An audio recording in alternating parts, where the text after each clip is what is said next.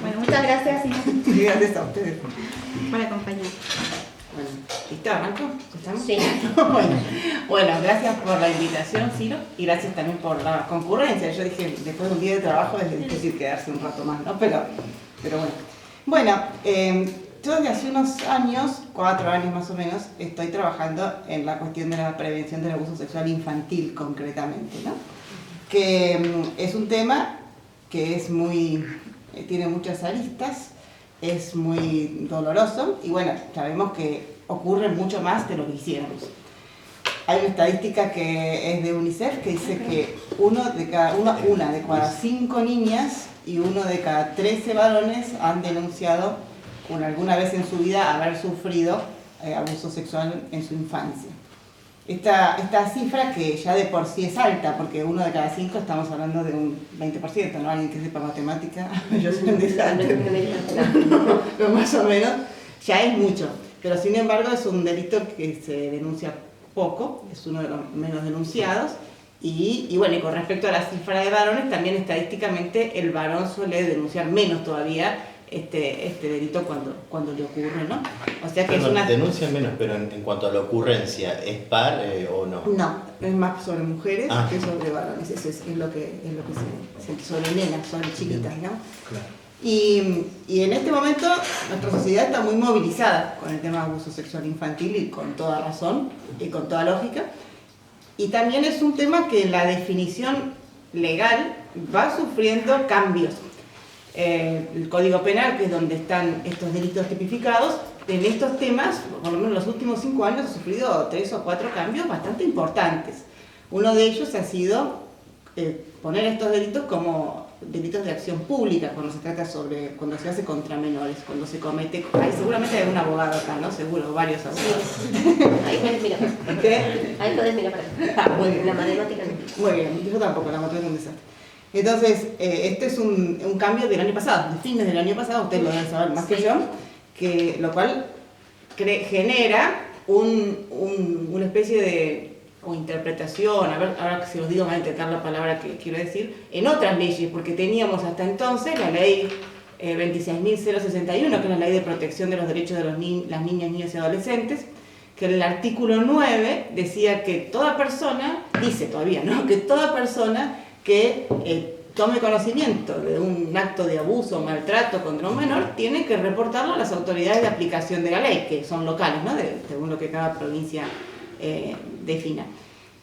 Y en el decreto reglamentario de esa ley decía que esta obligación de comunicar debía interpretarse según el artículo 72 del Código Penal, que era el que definía qué delitos eran, que es el que define qué delitos son de instancia pública o privada. ¿Me fueron siguiendo? Sí.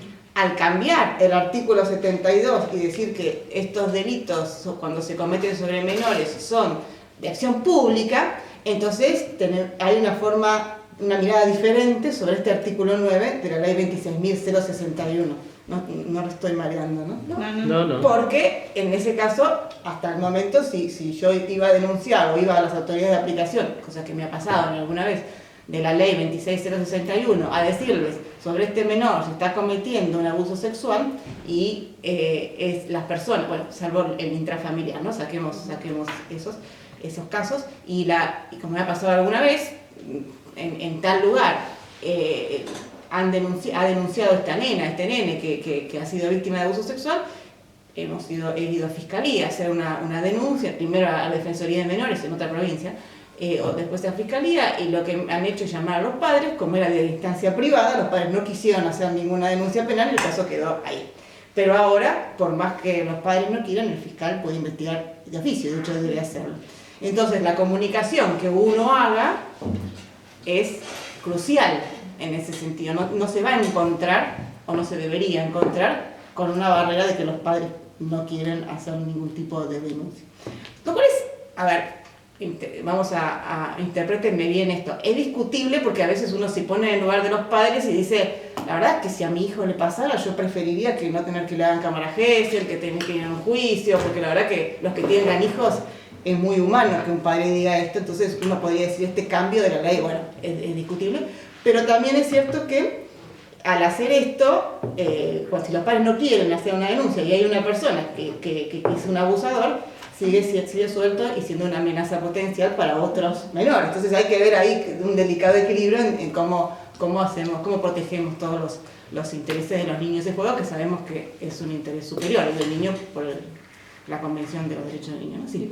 ¿Puede la diferencia del ámbito intrafamiliar? ¿Se maneja distinto? Bien, claro, porque si el abuso es si el abuso son los padres, por ejemplo, o el marido, la madre, la pareja, o lo que sea, los padres son parte interesada en el asunto, cuando no los autores. Entonces, yo no puedo depender, el Estado cuando la amenaza fueron los padres, cuando la amenaza eran los padres o los abusadores eran los padres, el Estado intervenía directamente sin que, o por lo menos hasta el momento estaba estipulado así, y no hacía falta el consentimiento de los padres o la denuncia de los padres, y los padres mismos eran los que constituían un peligro para el menor. ¿Se entiende lo que digo? Claro, ¿Eso era así? ¿Qué? ¿Era de verdad sí, así? el código, bueno, de verdad si se hacía así, el Código Penal sí, el Código Penal lo estipulaba, que cuando y también la Ley de Protección de los Niños, Niñas y Adolescentes, cuando el peligro viniera por parte de los padres, cuando era distinto, no se directamente intervenía el Estado con su acción pupilar sobre el menor, ¿no?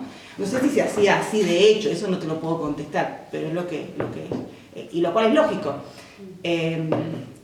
¿Y ahora cómo? O sea que en la práctica, en el caso de que fuera intrafamiliar, Sí. ¿no es cierto?, terminabas teniendo los mismos efectos o el mismo tratamiento que si fuera de instancia de acción pública, digamos, aunque no lo era en la letra de la ley. Sí, en la práctica sí. Ahora, lo que pasa es que era un delito poco denunciado, con todos los problemas que trae el hecho de que sea uno de los progenitores o no, o alguien que vive con la familia, por ejemplo, la pareja de la madre o el marido de la madre, que a lo mejor es el que sostiene económicamente el hogar. O sea, ¿qué haces en ese caso? O sea, obviamente sí, proteger al menor de alguna manera, con también todo lo traumático que es retirar a un menor o sacar a un progenitor de la casa, que evidentemente es lo primero que hay que hacer cuando hay casos de abuso, una explosión del hogar, pero tampoco, o sea, el problema se produjo y es un problema gravísimo, y cualquier solución no vamos a encontrar, pero cualquier forma de paliar la situación que se genera no va a ser perfecta, no va a restituir las cosas al estado en que deberían haber estado, no sé si se entiende. Sí, no hay vamos a tratar de... Sí. Vamos a tratar de arreglarlo más o menos como podemos, pero arreglarlo, porque sacás al chico de la casa, sacás a los padres de la casa.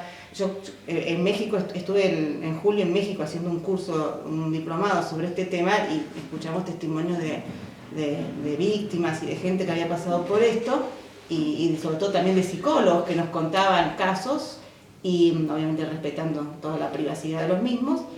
Pero me acuerdo uno que me llamó la atención, que era de otro país, ¿no? Un nene que tenía problemas estomacales permanentemente, lo llevaba al médico y el chico estaba bien, y no tenía nada orgánico.